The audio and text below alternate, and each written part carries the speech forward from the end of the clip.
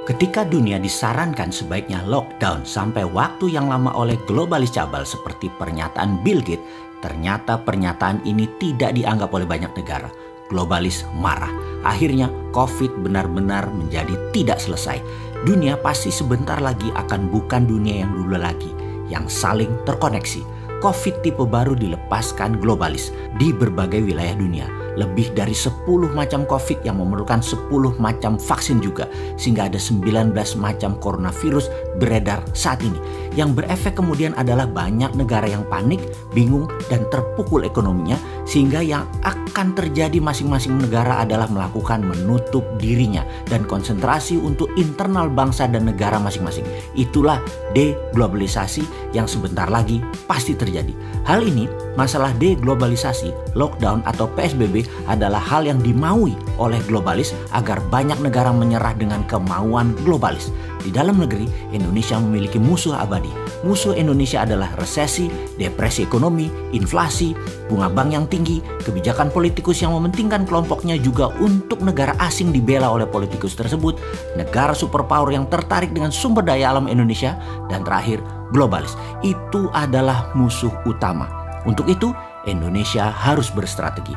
Sementara dunia akhirnya meyakini bahwa COVID akan bersama manusia dalam waktu yang cukup lama, bahkan hingga 5 tahun ke depan atau 10 tahun ke depan akan masih ada. Lalu apa yang terjadi di dunia sebentar lagi? Vietnam dan Thailand yang kelebihan beras mulai menyimpan cadangan berasnya untuk kebutuhan mereka sendiri. Rusia, penghasil gandum untuk Eropa dan Timur Tengah, mulai memikirkan untuk kebutuhan nasionalnya. Amerika pun mulai menyetok minyak bumi dari Timur Tengah. Cadangan pangan Cina dan cadangan energi Tiongkok sedang dikuras oleh Amerika. Karena pandemi ini, seluruh negara dunia menjadi egois, memikirkan bangsa dan negaranya sendiri. Ekspor-impor antar negara berkurang. Efek global seakan menunggu genderang perang meletus yang memang diadu oleh globalis. Saat ini Hong Kong tegang, Myanmar tegang, Taiwan tegang, Korea Selatan tegang, Jepang tegang. Bahkan Amerika masih tegang di dalam negerinya, juga Tiongkok tegang. Semua negara seakan siap perang. Tiongkok bahkan di sisi timurnya berkumpul semua kekuatan arsenal persenjataannya secara masif sudah tertata.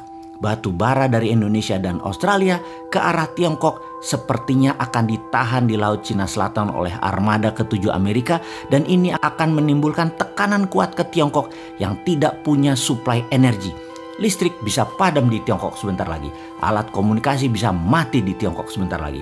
Armada kelima di Timur Tengah milik Amerika terus mengganggu memperlambat kapal bahan bakar minyak ke Tiongkok. Armada 7 Amerika di Laut Cina Selatan mengontrol Vietnam, Thailand, dan negara ASEAN dilarang menyuplai ke Tiongkok untuk pangan. Tiongkok pasti murka. Lalu bagaimana sikap Indonesia? Di tengah pandemi corona yang berkecamuk perang globalis versus nasionalis Amerika, sesungguhnya posisi Indonesia tidak mendukung globalis maupun tidak mendukung nasionalis Amerika. Namun masalah Indonesia adalah terlalu mengandalkan asing IMF, World Bank, serta mitra dagang investasi ambil negara Tiongkok. Sesungguhnya kalau jadi perang berkepanjangan antara Amerika dan Tiongkok, maka inilah kesempatan emas membangun Indonesia tanpa globalis, tanpa asing, tanpa asing.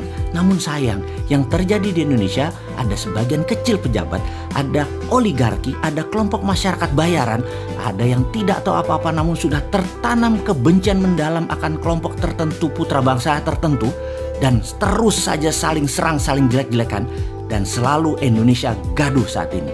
Sosial media mengambil peran besar mengendalikan doktrin maupun hasutan.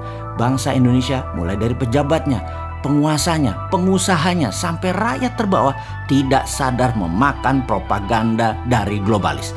Tapi ada juga yang sadar ini semua terjadi tapi mengambil kesempatan melacurkan dirinya baik ke asing atau globalis. Alih-alih membangun Indonesia yang berdikari, warga Indonesia malah bertarung dengan saudara setanah air.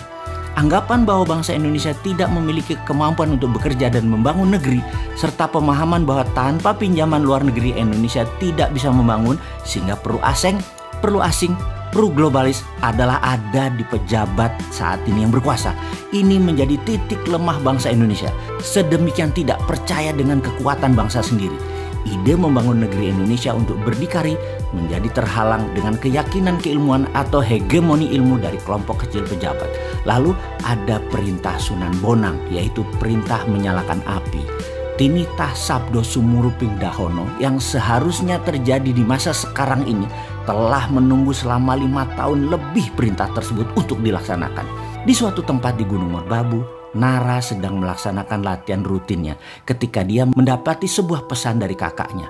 "Adikku, kamu harus turun gunung sekarang. Lihatlah negerimu. Kini saatnya kamu bela tanah airmu. Bebaskan negerimu dari cengkraman asing." "Aku belum siap. Aku masih belum siap," Nara berkata meragukan dirinya. "Kamu tak akan pernah siap sampai kamu bertindak," demikian suara tegas sang kakak. Di saat globalis asing-asing sibuk, Indonesia malah gagap di dalam negeri. Bukannya mengambil kesempatan untuk menggerakkan kedaulatan mendominasi selat dan laut di dalam Indonesia, bukannya memanfaatkan kekuatan sumber daya alam mineral dan membangun kekuatan pangan, tapi malah nyender ke oligarki, globalis, dan negara besar. Inilah misi berat. Apa itu misinya? Melepas cengkraman globalis, asing, dan aseng adalah perjuangan Nara, sang kapten Dinaran. Sayang, saat ini ternyata serangan musuh Indonesia yang terbesar seperti depresi, resesi, inflasi, globalis seakan menjadi musuh nomor 2 karena kepercayaan atas kapten Dinaran belum didapat. Masih diragukan, sesama anak bangsa saja saling menjatuhkan.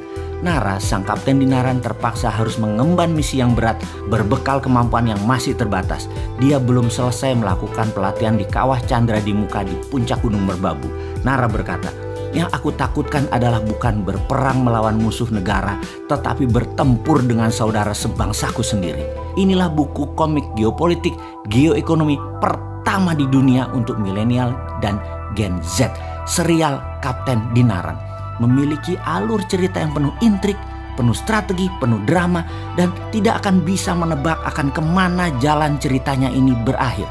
Strategi bernegara, negara superpower, globalis cabal yang menggurita, shadow banking, deep state, dan banyak lagi intrik geostrategi dunia terjadi dibahas dalam komik Kapten Dinaran ini. Yang menjadi pertanyaan, bisakah globalis dikenali, dikalahkan, dan dibongkar oleh Nara, sang Kapten Dinaran? Atau Nara akan gagal kemudian menjadi pecundang, atau kelompok lain mengalahkan Kapten Dinaran sebelum dia bergerak melakukan sesuatu? Jawabnya, semuanya mungkin. Semuanya bermain dan seru dan semuanya penuh keterkejutan. Selamat menikmati komik Kapten Dinaran.